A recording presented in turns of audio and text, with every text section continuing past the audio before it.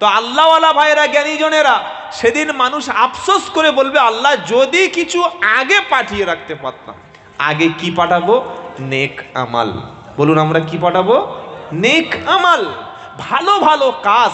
কিছু কাজ এমন আছে সমাজে যে কাজের মাধ্যমে আমাদের জাহান্নামের আগুনকে আল্লাহ হারাম করে দেয়। বলুন সুবহানাল্লাহ। সেই কাজের মধ্যে একটা কাজ হলো অন্ধকারে আল্লাহর ভয়ে, জাহান্নামের ভয়ে চোখের পানি ফেলা। বলুন সুবহানাল্লাহ। দুই ব্যক্তির জন্য দুটি ফোঁটা আল্লাহর কাছে সবচাইতে পবিত্র। এই যে ভাই, হ্যালো, ও চাওয়ালা, এই যে এখন চা দিও না বাবা, আমি চলে গেলে যত পারো হাঁড়ি ধরে খাওয়াবে, এখন দিও না। যদি কোনো দুই একজন মুরব্বী খেতে চায়, পার্সোনাল এখানে একজন চেয়ার নিয়ে বসুন, উঠে এসে খেয়ে যাক, তাহলে আমি এদিকে আলোচনা করে যাব আর শুশু করে খাবে, আর বললো দারুণ হচ্ছে। এই ছেলে, বাংলা বুঝো না নাকি? হ্যাঁ, ওনাকে দিন, আর খাওয়া দেবেন না। দিয়েছে না দেয়নি? চা ওখানে রেখে দাও সাইডে। চা খাওয়াচ্ছে, আসল রুহের খোরাক কোরআন বলা হচ্ছে, চা দিয়ে শুরু করে দিয়েছে। কথা বুঝতে পারছে না। আমরা সকলে বলুন, নবী সাল্লাল্লাহু আলাইহি সাল্লাম বললেন, দুটি ফোঁটা পৃথিবীতে আল্লাহর কাছে সবচাইতে দামি। একটি ফোঁটা হলো চোখের পানি, যে পানির ফোঁটাটা জাহান্নামের ভয়ে কোনো বান্দার চোখ থেকে বার হয়ে যায়, ওই ব্যক্তির জন্য আল্লাহ তাআলা জাহান্নামকে হারাম করে দেয়। জোরে বলুন সুবহানাল্লাহ। আর একটা ফোঁটা হলো বান্দা যখন আল্লাহর জন্য, দ্বীনের জন্য যুদ্ধের ময়দানে নিজের রক্ত ফোঁটাটা আল্লাহর জন্য দিয়ে দেয়, ওই ব্যক্তির জন্য জাহান্নামের আগুন অটোমেটিক হারাম হয়ে যায়। বললে হুজুর দলিল কি আছে বলো? প্রথম বললাম কি, যারা জাহান্নামের ভয়ে কাঁদে ওদের জন্য জাহান্নামের আগুনটা আল্লাহ হারাম করে দেয়। এবার পারা নাম্বার 21, আয়াত নাম্বার 15, সূরার নাম সাজদা। আল্লাহ বলছেন, তাতা জাফা জুনুবুহুম আনিল মাদাজি'i ইয়াদউনা রাব্বাহুম খাওফাও ওয়া তামা ওয়া মিম্মা রাযাকনাহুম ইউনফিকুন। রাত যখন গভীর হয়ে যাবে, পৃথিবীর সব সৃষ্টি যখন ঘুমিয়ে যাবে, আমার বান্দাগুলি বিছানা থেকে নিজের পিঠটা যখন আলাদা করে নিয়ে জান্নাতের আশায় আর জাহান্নামের ভয়ে চোখের পানি ফেলবে, আল্লাহকে বলবে, আল্লাহ তুমি আমাকে সৃষ্টি করে আমার সুন্দর বিবি দিয়েছো, আমার জমি দিয়েছো, জায়গা দিয়েছো, ব্যবসা বাণিজ্য দিয়েছো। আল্লাহ সারাদিন তোমার নাফরমানি করেছি, জওয়ানি বয়সটা গুনাহ করে কাটিয়েছি। আল্লাহ মদ খেয়েছি, মিথ্যা বলেছি, চুরি করেছি, গান শুনেছি। আল্লাহ বেপরদায় নারী দেখেছি। আল্লাহ হারাম কাজ করেছি। আমি যখন ভুলটা বুঝতে পেরেছি, আল্লাহ তোমার কাছে জাহান্নামের ভয়ে চোখের পানিখানা ফেলছি। আমার আল্লাহ বলে, ফেরেশতারা সাক্ষী থাক, জাহান্নামের ভয়ে যার চোখের পানিটা পড়ে গেছে, আমি আল্লাহ আমার জান্নাতের আশায় জাহান্নামের ভয়ে যে রাতের বেলা উঠে আমি আল্লাহ আমাকে রাজি করিয়েছে যারা, তাদের এমন জান্নাত দান করব, ওই জান্নাতটা পৃথিবীর কোনো চোখ কোনো দিন দেখে নাই। জোরে বলুন সুবহানাল্লাহ। আর এক ফোঁটা সবচাইতে আল্লাহর কাছে পছন্দ, ওইটা হলো জিহাদের ময়দানে যে রক্ত ফোঁটাটা পড়ে। কোন ইমানদার বান্দা, কোন আল্লাহওয়ালা বান্দা আল্লাহকে রাজি খুশি করার জন্য যখন যুদ্ধের ময়দানে বাতিলের বিরুদ্ধে হকের পক্ষে দ্বীনের উপরে নিজের রক্ত ফোঁটাটা আল্লাহর জমিনে ফেলে দেয়, আল্লাহ বলছে রক্তটা পড়ে গেল, ও যখন শহীদ হলো, তোমরা খবরদার তাকে মৃত বলো না।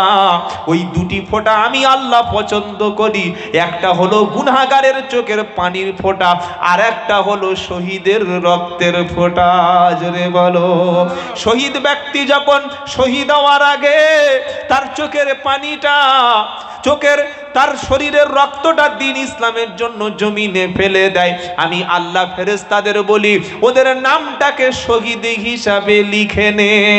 আর ওয়ালা তাকুলু লিমাই ইকতালু ফি সাবিলিল্লাহি আমওয়াত বাল আহইয়া ওয়ালা কিল্লা তাশউরুন। দ্বিতীয় পারা, দ্বিতীয় পৃষ্ঠা, 13 নম্বর লাইন, 153 নম্বর আয়াত, সূরা বাকারা। আল্লাহ বলছেন, ওয়ালা তাকুলু লিমান ইকতালু ফি সাবিলিল্লাহি আমওয়াত। আমার রাস্তায় যারা শহীদ হয়েছে, জীবন দিয়েছে, তাদেরকে তোমরা মৃত বলো না, তারা জীবিত, এটা তোমরা জানো না। আল্লাহ বলছে শুধু জীবিত এটা না, বরং আমি আল্লাহ আমার পক্ষ থেকে তারা রুজি পায়। জোরে বলুন না। এটা সূরা আল ইমরানে আছে, ওয়ালা তাহসাবান্নাল্লাযীনা কুতিলু ফি সাবিলিল্লাহি আমওয়াতা বাল আহইয়াউন ইনদা রাব্বিহিম ইরযাকুন। যারা আমার রাস্তায় জীবন দিয়েছে, আমার রাস্তায় যারা শহীদ হয়েছে, তোমরা তাদেরকে কখনো মৃত বলে যেন ধারণা করো না, বরং তারা আমার কাছে জীবিত, তারা আমার পক্ষ থেকে রুজি প্রাপ্ত। জোরে বলুন সুবহানাল্লাহ। দুটি ফোঁটা অত্যন্ত দামি। এই দুটি ফোঁটা যেন আমাদের জীবন থেকে আমরা বার করতে পারি। এক, আল্লাহর আযাবের ভয়ে অন্ধকারে নীরবে রাতের বেলা কান্না করা। বাবাজিরা, আল্লাহওয়ালা ভাইয়েরা, আমাদের জীবনে যখন ছেলে মারা যায়, বিবি অসুস্থ হয়, বাচ্চা হারিয়ে যায়, জমি জায়গা আমাদের জীবন থেকে চলে যায়, ব্যবসায় যখন লস খেয়ে যাই, কেঁদেছি না কাঁদি নাই? কেঁদেছি। আমি নিজে দেখেছি অনেক সময় মানুষ তার নিজের মোবাইলকে হারিয়ে কান্না করে। নিজের গরুটা হারিয়ে গেছে, ভালোবাসত নিজের গরু, চুরি হয়ে গেছে, কান্নাকাটি শুরু করে দিয়েছে। বাইকটা চুরি হয়ে গেছে, কান্নাকাটি শুরু করে দিয়েছে। ব্যবসা লস খেয়ে গেছে, যে টাকায় মাল কিনেছিল সেই টাকায় বেচতে পারে নাই, ঘরে এসে কান্নাকাটি করে না? কথা বলেন না। আরে ইয়ং ছেলেরা মেয়েদের ভালোবেসেছে 2 বছর, বলছে আমি তোমার ছাড়া বাঁচবো না, তুমি আমার জান, তুমি বাঁচলে আমি বাঁচব। মেয়েরা কিন্তু খুব চালাক, ছেলেরা খবরদার ওদের কথা বিশ্বাস করো না। তোমার কাপড় খুলিয়ে উলঙ্গ করে মারতে মারতে গ্রাম থেকে তাড়া করবে, তার নাম হলো এই মহিলা।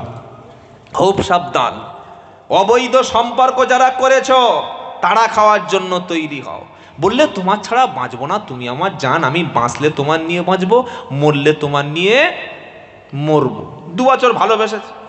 এবার মেয়ের বাপ যখন জানতে পেরে যে আমার মেয়ে যার সঙ্গে সম্পর্ক ওটা একটা কাজের ছেলে, ভিখারির ছেলে, গাড়ি বাড়ি স্ট্যাটাস নাই, চাকরিওয়ালা ছেলে নয়, তখন ভালো একটা পয়সাওয়ালা ছেলেকে দেখে মেয়ের সঙ্গে বিয়ে দিয়েছে।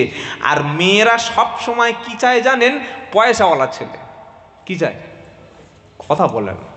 ও গাঁজা খায়, খাক, কি পয়সাওয়ালা ছেলে যত চরিত্র খারাপ হোক ও ঠিক হয়ে যাবে, তো ওই ছেলের সঙ্গে বিয়ে দিয়েছে। তুমি যে 2 বছর এত ভালোবাসলে, পড়াশোনার জীবনটা শেষ করে ফেলেছো, তুমি রাতের ঘুমগুলো হারাম করেছো, তোমার জীবনের কত টাকা তুমি উড়িয়ে দিয়েছো। তুমি বাড়িতে শুয়ে শুয়ে কাঁদছো, আজকের আমার কি হলো, আমার যাওয়ার আগে পুরো একদম কাঁচা বাঁশ দিয়ে চলে গেল। কি বুঝলেন? ছেলেরা কাঁদে, মানুষ আপন জিনিস হারিয়ে গেলে কাঁদে। সবচাইতে মূল্যবান বস্তু এটা যে আপনার নামাজ কাজা হয়ে গেছে, অথচ আপনি কাঁদতে পারছেন না, আপনি কোরআন পড়তে পারছেন না, এখনো চোখে পানি আসছে না, আপনার কবর সামনে রয়েছে, আপনি এখনো পর্যন্ত কবরের সামনে গিয়ে দাঁত কেলাচ্ছেন, কবরস্থানের সামনে দিয়ে বিড়ি টানতে টানতে হেঁটে যাচ্ছে, কানে গান শুনতে শুনতে, হেডফোনে ব্লুটুথে শুনতে শুনতে চলে, কোনো ভয় তার মধ্যে তৈরি হয় নাই যে এটাই আমার কবর, এটাই আমার ঘর, আমাকে এখানে আসতে হবে, আমি না চাইলেও আসতে হবে, জোর করে সবাই টেনে আনবে, আমি মরলে একটা দিন আমাকে ফেলে রাখবে না। এই ভয়ে কোনো দিন কবরের সামনে গিয়ে কেউ দাঁড়ায় না, কাঁদে না।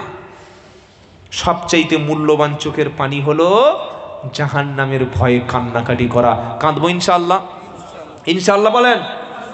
কখন? দিনের বেলা না রাতের বেলা? ওয়াল্লাযীনা ইয়াবিতুনা লিরাব্বিহিম সুজদাও ওয়া কিয়ামা।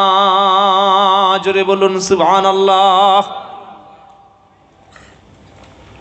সূরা ফুরকানের 68 নম্বর আয়াত। আল্লাহ বলছেন আমার মুমিন ব্যক্তিদের একটা বৈশিষ্ট্য হলো তারা রাতকে সেজদা এবং কিয়াম অর্থাৎ দাঁড়িয়ে দাঁড়িয়ে নামাজ পড়ে রাতকে অতিবাহিত করে। বলুন সুবহানাল্লাহ। নামাজ পড়ে চলে আসে না। আমরা যারা নামাজি ভাই, নামাজ পড়ে আল্লাহর কাছে দোয়া করি না কি গো? নাকি নামাজ পড়ে বলি এই নামাজ পড়েছি আমি জান্নাত কিনে নিয়েছি, বলতে পারি না? কখনো না। নামাজ পড়ে আমরা ডরি, নামাজ পড়ে আমরা ভয় খাই, নামাজ পড়ে আমরা টেনশনে থাকি, আল্লাহ তুমি আমাকে দয়া করে জান্নাতটা দিও, কি গো বলি না? সালাম ফিরানোর পরে আমরা আল্লাহর কাছে হাত তুলে দোয়া করি, রব্বানা যালামনা আনফুসানা ওয়া ইল্লাম তাগফির লানা ওয়া তারহামনা লানাকুনান্না মিনাল খাসিরিন। এই দোয়াটা নবী আদম আলাইহিস সালামের শেখানো, জানেন না? নবী আদম যখন নিষিদ্ধ ফল খেয়ে আল্লাহ জান্নাত থেকে যখন বহিষ্কার করে দিল, আদম নবী এবং তার স্ত্রী হাওয়া জান্নাত থেকে বহিষ্কৃত তিরস্কৃত হওয়ার পরে আদম এবং হাওয়া কেঁদে বলল, রব্বানা যালামনা আনফুসানা, আয় আল্লাহ আমরা আমাদের নফসের উপরে জুলুম করেছি, অত্যাচার করেছি, ওয়া ইল্লাম তাগফির লানা, যদি তুমি ক্ষমা না করো, ওয়া তারহামনা, যদি তুমি দয়া না করো, লানাকুনান্না মিনাল খাসিরিন, তাহলে আমরা ক্ষতিগ্রস্ত হয়ে যাব, তাই কাঁদবো ইনশাআল্লাহ। সূরা আসরের প্রথম আয়াত কি? ওয়াল আসর, আল্লাহ সময়ের কসমকে বলছে। এবার আসল কথা শুরু হচ্ছে, ইন্নাল ইনসানা লাফি খুসর, নিশ্চয়ই ইন্নাল ইনসান, নিশ্চয়ই সমস্ত মানুষ ধ্বংসের মধ্যে, ক্ষতির মধ্যে। আল্লাহু আকবার। প্রত্যেকটা মানুষ ক্ষতিগ্রস্ত। কথা কার? আল্লাহর। গাড়ি আছে, টাকা আছে, ব্যবসা আছে, বাণিজ্য আছে, চাকরি আছে, আপনি ক্ষতির মধ্যে চারটি জিনিস ছাড়া। জোরে বলুন না সুবহানাল্লাহ। কি কি? ইল্লাল্লাযীনা আমানু ওয়া আমিলুস সলিহাতি ওয়া তাওয়াসাউ বিল হাক্কি ওয়া তাওয়াসাউ বিস সাবর। এই চারটি কোয়ালিটি, চারটি গুণ, চারটি কাজ যারা করতে পেরেছে, যে মানুষগুলি, তা ছাড়া পৃথিবীতে যত মানুষ দেখেন, যত ব্যক্তি দেখেন, সবাই ধ্বংসের মধ্যে। টাকা চলে গেছে জীবনে, টাকা ইনকাম করতে পারবো কি পারবো না? পারবো।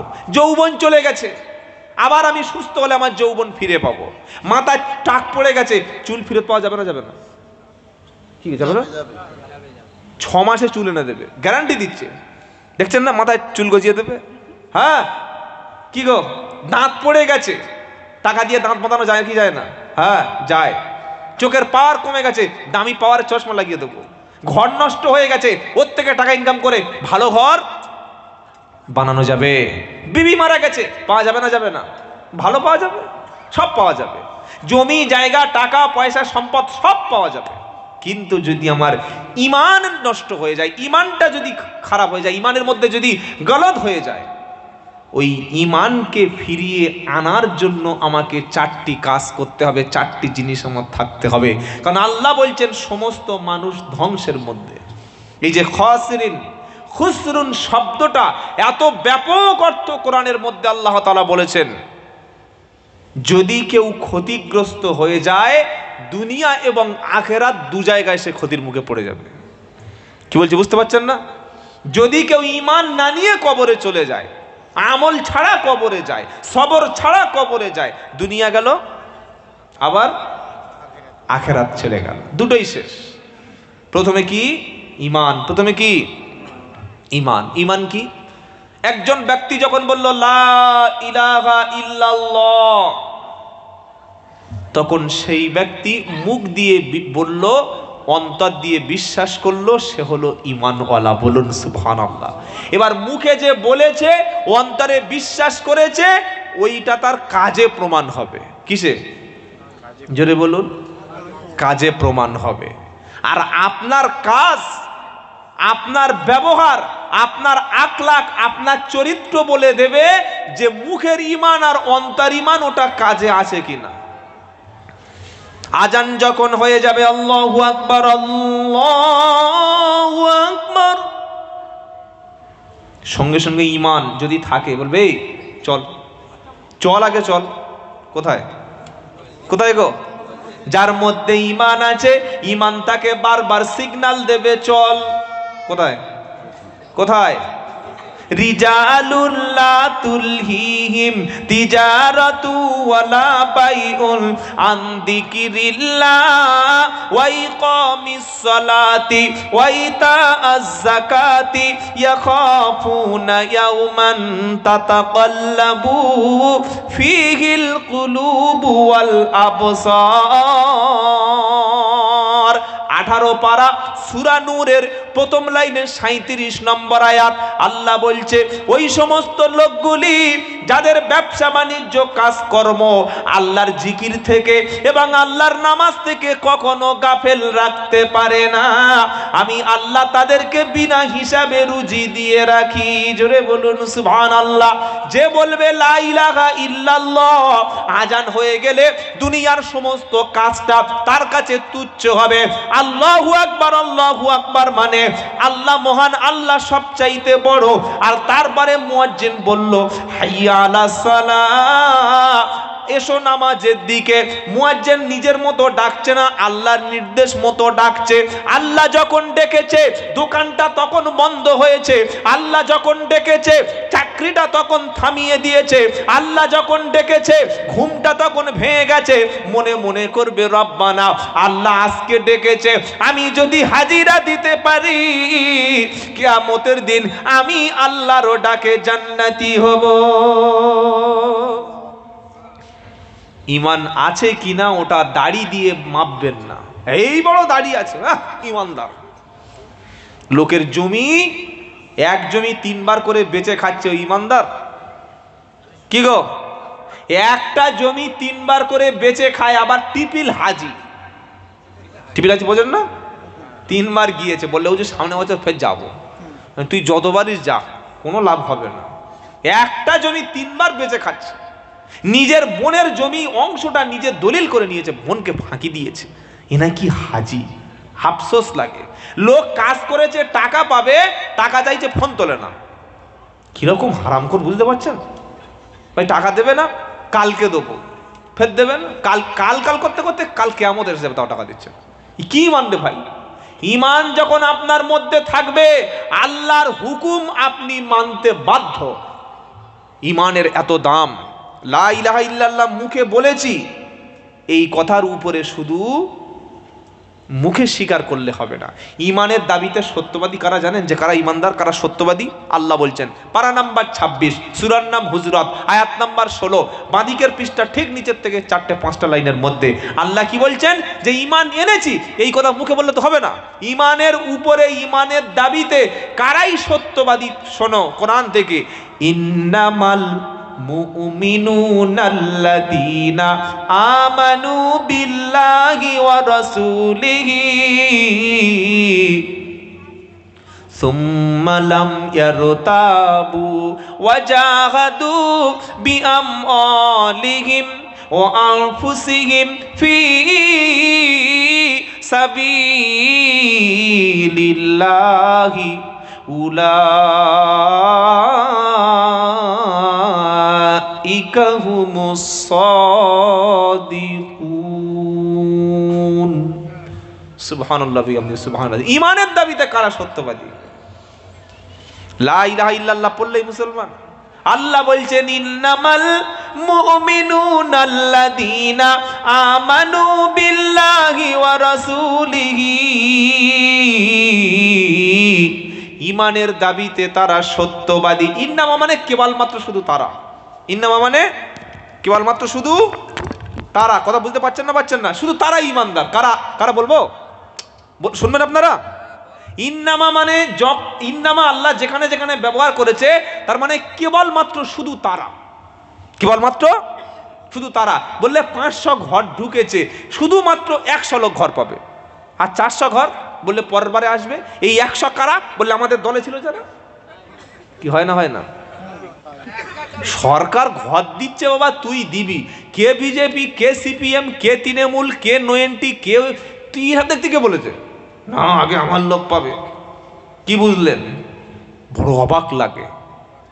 যার ঘরের দরকার নেই তার দিচ্ছে ঘর, আর যার থাকার জায়গা নেই প্লাস্টিক দিয়ে রাত্রেবেলা হিম পড়ে, শিশির পড়ে, ঠান্ডায় ফ্রিজ হয়ে যাচ্ছে, ওর ঘর নাই।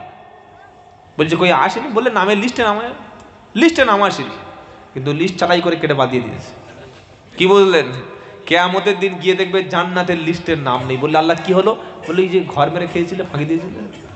চাকরি পাবে একদম শিওর, ইন্টারভিউ দিয়েছে, চাকরি থেকে নাম কেটে দিচ্ছে। কেন? মাল ঘুষ দিতে পারে নাই বলে। কিছু বুঝতে পারছেন না? অযোগ্য ব্যক্তিকে চাকরি দেওয়া হচ্ছে, আর যোগ্য ব্যক্তিরা চাকরি পাচ্ছে না। এটা হচ্ছে না, হয় না? আল্লাহর কাছে সেদিন লিস্টের নাম বাদ পড়ে যাবে। কি গো বাবাজিরা? তো ঈমান কারা? ঈমানদার ইন্নামাল মুমিনুনাল্লাযীনা আমানু বিল্লাহি ওয়া রাসূলিহি, কেবলমাত্র ঈমানদার তারা যারা আল্লাহর উপরে ঈমান এনেছে, রাসূলের উপর ঈমান এনেছে, মালাম ইয়ারতাবু, আর ঈমান আনার পরে ঈমানের উপরে, ঈমানের বিষয়ে কোনো সন্দেহ পোষণ করে না। জোরে বলুন সুবহানাল্লাহ। এবার দুটো কাজ আছে। কাজ কটা? দুটো। কি কি? ওয়াজাহাদু বিআমওয়ালিহিম ওয়া আনফুসিহিম ফি সাবিলিল্লাহ। ঈমান এনে ঘরে লেপ কাঁথা কাপড় মুড়ি দিয়ে বসে আছে আর বলছে জান্নাত পেয়ে যাব। হবে? কি গো? ঈমান আনলে আপনাকে আল্লাহ রাস্তায় মাল আর জান, মাল এবং জান, টাকা পয়সা সম্পদ জীবন দিয়ে, এই দুটো দিয়ে মুজাহাদা করতে হবে, চেষ্টা করতে হবে, জিহাদ করতে হবে। জিহাদ মানে সব পুড়িয়ে দাও, মারামারি করো নাকি? না, জিহাদ মানে সত্য প্রতিষ্ঠার জন্য চেষ্টা করা, সত্য প্রতিষ্ঠার জন্য, ইনসাফ প্রতিষ্ঠার জন্য, ইসলাম প্রতিষ্ঠার জন্য, ন্যায় প্রতিষ্ঠার জন্য, অন্যায়কে পৃথিবী থেকে মিটিয়ে দেওয়ার জন্য, হক প্রতিষ্ঠা করার জন্য যত রকমের চেষ্টা আছে, প্রত্যেকটা চেষ্টার নাম কি গো? হ্যাঁ, আল্লাহ বলছে তুমি ঈমান এনেছো আল্লাহ রাসূলের উপরে, ঈমানের বিষয়ে কোনো সন্দেহ পোষণ করেনি। এবার দুটি কাজ করো। ওয়াজাহাদু বিআমওয়ালিহিম ওয়া আনফুসিহিম ফি সাবিলিল্লাহ, জান এবং মাল এ দুটি আল্লাহ রাস্তায় দাও। সুবহানাল্লাহ। যদি দিতে পারো কি হবে? উলাইকা হুমুস সাদিকুন, ঈমানের দাবিতে ওরাই হলো সত্যবাদী। বলুন না সুবহানাল্লাহ। লা ইলাহা ইল্লাল্লাহ বলেছেন, এর উপরে ইস্তিকামাত থাকা, এর উপরে জমে থাকা বড় বড় কঠিন। আর ঈমানদার ব্যক্তিদেরকে আমার আল্লাহ তাদের উপরে রাজি থাকে। বলুন সুবহানাল্লাহ। আমাদের উপরে কে রাজি? জোরে বলুন না। এজন্য ঈমানদার কাউকে পরোয়া করে না। যারা হালাল খাদ্য খায়, সত্য কথা বলে, দেখবেন কারোর দিকে পরোয়া করে না। আর যারা ওই 2 নম্বরই মাল ইনকাম করে, হারাম খায়, 2 নম্বরই ব্যবসা, সবসময় লোকের দিকে ভয় করে। যারা প্রকৃত মসজিদের ইমাম সাহেব, যারা আসল বক্তা, যারা টাকার জন্য বক্তব্য করে না, যারা মানুষকে খুশি করার জন্য বক্তব্য করে না, যে ইমাম আল্লাহর জিম্মাদার নিয়ে ইমামতি করে, ওই ইমাম কারো ছাড়ে না, ছাড়ে। আর যে ইমাম একটু ইমামতিটা টিকে রাখতে হয়, বলা যাবে না। হুগলি জেলার খানাকুল বলে একটা থানা আছে, খানাকুল জানেন না? আরামবাগের কাছে। ওখানে গত বছর একটা জলসায় গিয়ে দেখি, মসজিদের পাশে দেখি একটা উদাউট মাজার, মানে সেই মাজারে কোনো মাল নাই, অ্যাকচুয়ালি লাশ নাই, এমনি এমনি মাজার তুলে দিয়েছে। কারণ মাজার মানে তো ব্যবসা। মাজার মানে কি? হ্যাঁ, মাজার মানেই বর্তমানে ব্যবসা, বিনা পুঁজির কারবার। তো সেখানে মহিলারা আমি দেখলাম সেজদা করছে, নাউযুবিল্লাহি মিন যালিক। আল্লাহর সেজদা করে না, নামাজ পড়ে না, কিন্তু মাজারে এসে কবর আছে মনে করে সেজদা করছে। ইমাম সাহেবটা বাড়ি আমাদের এই 24 পরগনার লক্ষ্মীকান্তপুরের ঢোলা ওই লাইনের লোক, আমাদের ওই সাইডের লোক। বললাম ভাই কতদিন আছেন? বললে 16 বছর। ক বছর? 16। বলে হ্যাঁ।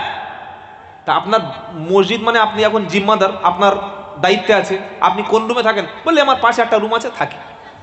তা 16 বছর আছে, বেশ ভুঁড়িটা তো ভালোই হয়েছে, মোটা, খেয়েছেন খুব ভালো আলহামদুলিল্লাহ, মানুষ খাইয়েছে সুম্মা আলহামদুলিল্লাহ। তো এই মাজারে সেজদা হচ্ছে, এটা আপনার চোখে কোনোদিন, চোখে কি একটু ঝাপসা দেখেন, কমটম দেখেন নাকি, দেখতে পাননি? বললে ভাই, তখন চুল করছে, বুঝলেন, অ্যালার্জি শুরু হয়ে গেছে, এরকম করছে, বলছে ভাই সব ঠিক আছে কিন্তু চাকরিটা তো বাঁচাতে হবে। কি বুঝলেন কি বলছে? চাকরি বাঁচানোর জন্য আমি হক কথা ছেড়ে দেব? আমার মহল্লায় মানুষ শিরিক করবে, মাজার পূজা করবে, আর আমি রুটি রুজি হালুয়ার জন্য কথা ছেড়ে দেব? তোমার চাকরি না করে তুমি রিক্সা চালিয়ে খাও, তাও তুমি আল্লাহর কাছে কৈফিয়ত দিতে পারবে। কি বলছি বুঝতে পারছেন না? কি হবে বেঁচে থেকে অযথা বিদ্যা শিখে যদি না গড়তে পারি শোষণবিহীন সমাজটাকে? কি হবে বেঁচে থেকে অযথা বিদ্যা শিখে যদি না গড়তে পারি শোষণবিহীন সমাজটাকে? কি হবে ইমাম সেজে সমাজেতে হক কথা বলতে যদি না পারি মসজিদেতে? কি হবে আলেম হয়ে সমাজেতে সত্য কথা যদি না বলতে পারি সমাজেতে? ওর চেয়ে মরাই ভালো, দেশ ছেড়ে যাওয়াই ভালো, ওর থেকে মরাই ভালো, দেশ ছেড়ে যাওয়াই ভালো। কি হবে বিবেকটাকে ধোকা দিয়ে? কি হবে বেঁচে থেকে? কি হবে বেঁচে থেকে অযথা বিদ্যা শিখে যদি না গড়তে পারি শোষণবিহীন সমাজটাকে? ঠিক কিনা বলেন? প্রচুর আলেম আছে, বক্তা আছে, আমি নাম বলবো না, হক কথা বলে না। যদি দাওয়াত না হয়, যদি মানুষ, আরে রুজির মালিক তো আল্লাহ, রুজির মালিক কে? আমি যেদিন জন্মেছি পৃথিবীতে, যেদিন আসি তার আগে 6 মাসের খাবার আমার মায়ের স্তনে গরম করে ট্যাঙ্ক রিজার্ভ করে আল্লাহ রেখে দিয়েছে। সুবহানাল্লাহ বল। কুকুরের 12-14টা বাচ্চা হবে, ছাগলের 4টে বাচ্চা হবে, গরুর 1টা বাচ্চা হবে, শুকরের 3-4টে বাচ্চা হবে। আল্লাহ ওর যদি খাওয়ায়, আমার খাওয়াবে না? তুমি হক কথা বন্ধ করে দিয়েছো। বাবাজিরা, আল্লাহ ভাইয়েরা, জ্ঞানীজনেরা, শুধু মানুষরা নেয়, নিষ্ঠ বোনেরা, আমি বললাম ইমাম সাহেব চাকরি চলে যায় যাক, আপনি অন্য কাজ করে খেতে পারবেন, কিন্তু আফসোস লাগলো 16 বছর ইমামতি করছেন আর মসজিদের পাশে মেয়েরা এসে সেজদা দিচ্ছে। বললে হুজুর আরেকটা খবর আছে। বললে কি খবর? বললে যে মেয়েদের বাচ্চা হয় না, বিয়ে করেছে 4 বছর 5 বছর 6 বছর অনেক ট্রাই করেছে, যখন দেখছে হচ্ছে না, এই মাজারে এসে মেয়েরা নাকি রাত্রে, উনি বললেন রাত্রেবেলা থাকে, সারা রাত থাকলে কিছুদিন পরে পেটে বাচ্চা চলে আসবে। এবার কি বলবেন আপনারা ভাবুন। কি তওবা তওবা তওবা তওবা তওবা, ছি ছি ছি ছি ছি। ওর স্বামীর কাছে থেকে হয় না, মাজারে থাকলে মাল হচ্ছে, মানে কি মাল ঢুকছে একবার ভেবে দেখেছো? আমি বললাম মানা করুন, আপনার কি আপনি ইমামতি করছেন? আস্তাগফিরুল্লাহিল আযীম, তওবা করুন। যত মুসিবত আসুক, কষ্ট আসুক, বিপদ আসুক, আল্লাহ ছাড়া কারোর কাছে আমাদের কষ্ট বলবো না, বলুন ইনশাআল্লাহ। কোনো কবরে, কোনো মাজারে, কোনো পীরের দরবারে সেজদা দেওয়া, চাদর দেওয়া, আগরবাতি দেওয়া, কবরের কাছে ইয়া বাবা আমি এসেছি, আমি সাহায্য করো, এই কথাটা বলা শিরক। এটা বললেই লা ইলাহা ইল্লাল্লাহ বলেছি, এই লা ইলাহা ইল্লাল্লাহর কোনো দাম থাকে না। সবচাইতে বেশি শিরিক করে মায়েরা। বাচ্চা 7 বছর 6 বছরের দাঁত পড়ে যায় বাচ্চাদের, প্রথম দাঁতটা পড়ে যায় না, গিয়ে বলছে বাবা ওই দাঁতটা নিয়ে ইঁদুরের গর্তে রেখে আয়। কেন? বললে ইঁদুর বাবা তো সুন্দর একটা দাঁত দেবে। ইমান থাকলো? আরে বলছেন না কেন? নতুন দোকান করেছে, নতুন দোকান করে, আর দোকান যখন সকালে করে খুলছে, দোকানে ধূপ ধুনো আগরবাতি নিয়ে ওই কম্পিউটার পাল্লার কাছে, চালের বস্তার কাছে, গমের বস্তার কাছে পো চো ছো। এটা কি হচ্ছে? বললে বরকত হবে। কি বুঝলেন? আবার কিছু কিছু মুসলমান আজমির শরীফের মাজারের ছবি, ঘুটিয়ারি শরীফের মাজারের ছবি, বিভিন্ন পীরের মাজারের ছবি ঘরে রেখে দিয়েছে। কেন? বললে এই মাজারের ছবি থাকলে বরকত হবে। দেখেন নাই? আমি বললাম গাঁজা কি ভালো গাঁজা খেয়েছিস নাকি পচা গাঁজাটা খেয়েছিস? কি গো, মাজারের ছবি ঘরে রেখে দিলে যদি বরকত হতো, তাহলে প্রত্যেকটা মাজারের সামনে 10টা 20টা ফকির বসে আছে কেন? আছে না নাই? প্রত্যেকটা মাজারে গিয়ে দেখবেন মা দুটো ভিক্ষা দাও, বাপ দুটো ভিক্ষা দাও। যদি মাজারওয়ালা তোমার ভাগ্য পাল্টে দিতে পারে, তাহলে যিনি ভিক্ষা করছে যে ফকিরগুলো, তাদের প্লেটে দুটো টাকা দিচ্ছে না কেন? এইসব ভণ্ডামি বাদ দিন। ইয়াকা নাবুদু ওয়া ইয়াকা নাস্তাঈন, শুধু তোমারই ইবাদত করি আর তোমার কাছেই সাহায্য চাই। বলুন ইনশাআল্লাহ, বলুন ইনশাআল্লাহ। কোনদিন কাউকে তার ভালো মন্দের মালিক মনে করবেন না। কেউ আমার মাথায় ফু দিলে, কেউ আমার মাথায় হাত দিয়ে দিলে, কারোর একটা তাবিজ আমার ব্যবসায় লাগিয়ে দিলে ভাগ্য পাল্টে যাবে, আমার ভাগ্য খুলে যাবে, প্রসন্ন হয়ে যাবে, এটা বিশ্বাস করা। খাইরিহি ওয়া শাররিহি মিনাল্লাহি তাআলা, ভালো মন্দ সবটুকুর মালিককে। জোরে বলুন। বাড়ি থেকে বার হচ্ছে, হঠাৎ সন্ধ্যাবেলা বাড়ি থেকে বাড়ার সময় কা কা কা কা, বাড়ির মেয়েরা, তারা এখন মুফতি হয়ে গেছে, কিছু জানে না, মহিলা মুফতি। কি বুঝলেন? বলছে বাবা এখন যাস না, বিপদ হবে। ও কাক ডেকেছে মানে বিপদ হবে। তুই কি করে জানলি? কিছু কিছু মানুষ বলে তোর ভবিষ্যৎ পুরো অন্ধকার। এটা বললে কিন্তু ইমানের খাতরা এসে যাবে, কারণ গাইবের খবর, ভবিষ্যতের খবর, ইন ফিউচারের খবর কে জানে? আরে বলছেন না কেন? আল্লাহ, তোর কপালে দুর্দশা আছে, তোর কপালে শনির দশা আছে, এই কথা বলা যাবে না। শনি বলে কোনো দশা পৃথিবীতে কারোর কপালে কিচ্ছু নাই। বলে তোর হাতটা দেখি, কিছু কিছু ভণ্ড গুণুনি আছে, ওরা হাত দেখে বলছে তোর হাতে খুব বড় বিপদ আছে, তিনটি বড় বড় ফাঁড়া আছে, মুসিবত আছে। বললে কাটানোর উপায় কি? বললে আমি মাদলি দিচ্ছি, মাদলিটা ফ্রি, খালি ওষুধের দাম 3000 টাকা, ওটা নিয়ে যা। ভাই, হাতে কোনোদিন কারোর ভাগ্য থাকে না। তারও তো ভাগ্য আছে যার হাত নাই, আছে কি আছে না? সেজন্য আমরা বিশ্বাস করব কার উপরে? জোরে বলুন। তো এই পৃথিবীতে সবচাইতে দামি কারা? আল্লাহ বলছেন ইন্নাল্লাযীনা আমানু ওয়া আমিলুস সলিহাতি উলাইকা হুম খায়রুল বারিয়া, নিশ্চয়ই যারা ঈমান এনেছে। ওখানে কি ছিল? 4 শ্রেণীর মানুষ ক্ষতিগ্রস্তের হাত থেকে বাঁচবে, তারা ধ্বংস নয়। ওয়াল আসরি ইন্নাল ইনসানা লাফি খুসর, আল্লাহ বলছেন সমস্ত মানুষ ধ্বংসের মধ্যে, 4 শ্রেণীর ব্যক্তি ছাড়া। কারা কারা? ইল্লাল্লাযিনা আমানু, কিন্তু যারা ঈমান এনেছে, ওয়া আমিলুস সলিহাত, ঈমান আনার পরে নেক কাজ করেছে, ওয়া তাওয়াসাউ বিল হক ওয়া তাওয়াসাউ বিস সবর, হকের দাওয়াত দিয়েছে, সবর করেছে। 4 শ্রেণী। প্রথমে কাদের বলেছে? ঈমানদার। প্রথমে কি? ঈমানদার। এবার আল্লাহ এখানে কি বলছেন? এটা সূরা বাইয়ানা। কি গো? আল্লাহ বলছেন ইন্নাল্লাযীনা আমানু ওয়া আমিলুস সলিহাতি উলাইকা হুম খায়রুল বারিয়া, নিশ্চয়ই যারা ঈমান এনেছে, ঈমান আনার পরে ভালো কাজ করেছে, আমার সৃষ্টির মধ্যে সবচাইতে উত্তম হলো তারা। জোরে হবে না সুবহানাল্লাহ? কে কি বলুক দেখার দরকার নাই। কে আমাকে জঙ্গি বলবে, তালিবান বলবে, আমাকে পাকিস্তানি বলবে, আমি দাড়ি রাখলে খারাপ বলবে, ওসব দেখার দরকার নাই। মাথায় টুপি দিলে মানুষ আমাকে খারাপ বলবে, ভাবার সময় নাই। আমি নবীর সুন্নাত অনুযায়ী চলবো, কে আমাকে ঘৃণা করবে, ওসব ভাবার দরকার নাই। আল্লাহ বলছে ঈমান এনেছে যারা, ঈমান আনার পরে নেক কাজ করেছে যারা, ওরাই হলো সৃষ্টির মধ্যে সবচাইতে উত্তম সৃষ্টি। জোরে বলুন। বললে হুজুর ঈমান আনলে আল্লাহ তো সৃষ্টির মধ্যে সবচাইতে উত্তম বলেছে, কিন্তু আখিরাতে পরকালে কি আছে? কোরআন শোনাচ্ছে জাযাউহুম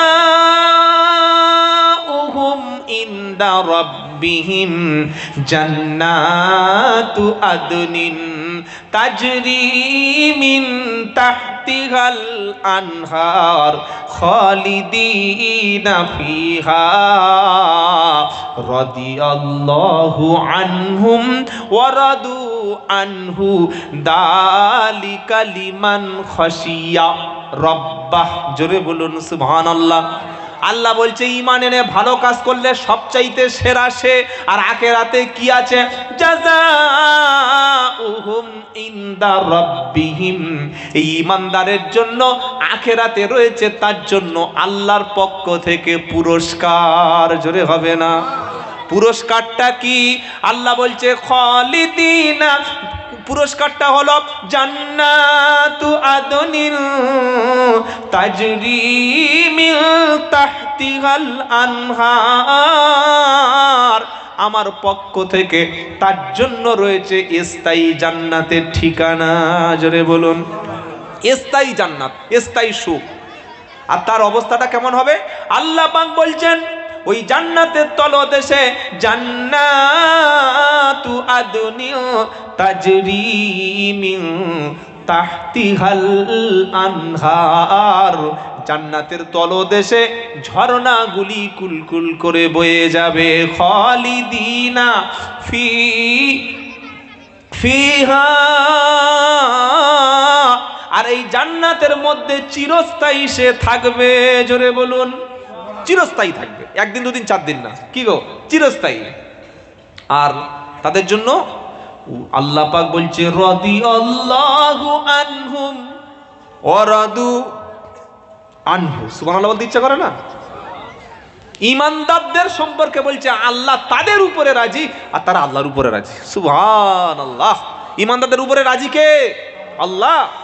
রাদিয়াল্লাহু আনহুম ওয়া রাদু আনহু যালিকা লিমান খাশিয়া রাব্বা। কারণটা কি? এই কারণে আল্লাহ রাজি যে তারা আল্লাহকে ভয় করেছে। জোরে বলুন সুবহানাল্লাহ। ঈমানের দাম আছে না নাই? ঈমানের দাম আছে। সূরার নাম ৩। এই সূরার মধ্যে আল্লাহ ঈমানদারদের সম্পর্কে কি বলছে দেখেন, ওয়াত্তিন ওয়াজ্জাইতুন ওয়া তুরি সিনিনা ওয়া হাদাল বালাদিল আমিন লাকাদ খালাকনাল ইনসানা ফি আহসানি তাকওয়িম সুম্মা রাদাদনাহু আসফালা সাফিলিন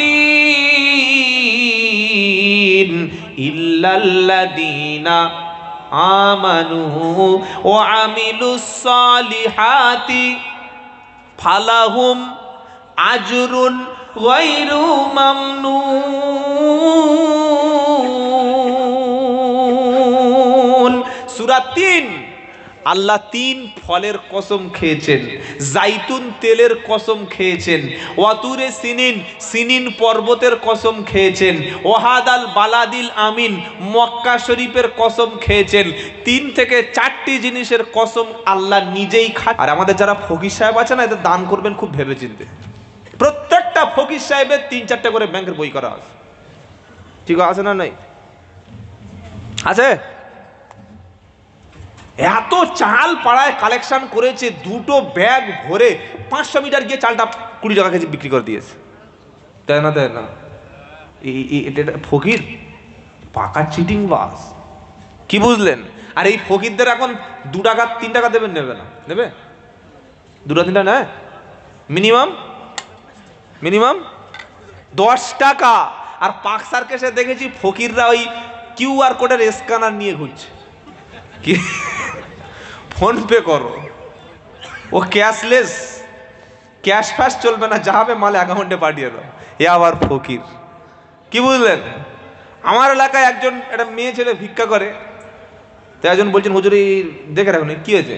বললে কালকের ব্যাংক থেকে 50,000 টাকা তুলে নিয়ে গেছে। চিন্তা করতে পারছেন?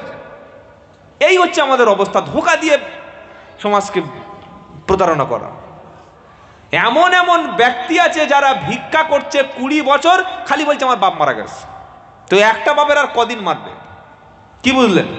আর ট্রেনে উঠলে, বাসে উঠলে ভিক্ষুকের জ্বালা দাঁড়ানো যায় না, এটা উচিত নয়।